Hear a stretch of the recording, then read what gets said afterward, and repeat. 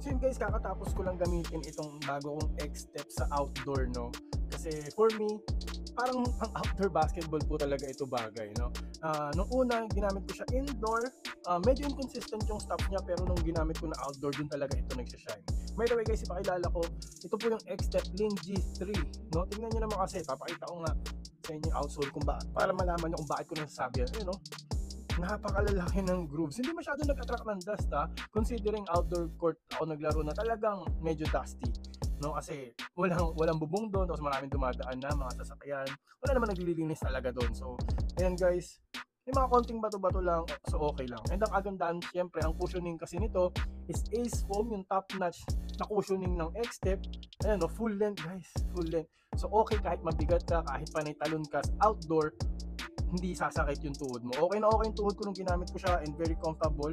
Magaan lang din kasi.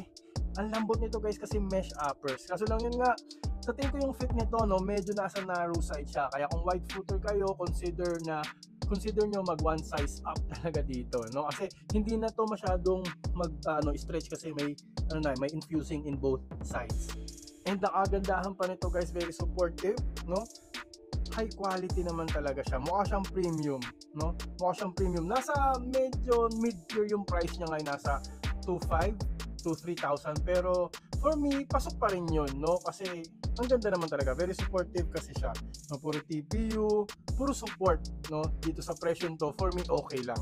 Kaya kung gusto niyo naman ng high quality na sapatos, mukha talagang premium, mukha mamahalin, and magandang performance, nandiyan po sa Yellow Basket. Outdoor basketball shoes po talaga to, no? X-Step Link G3, click nyo na Yellow Basket now.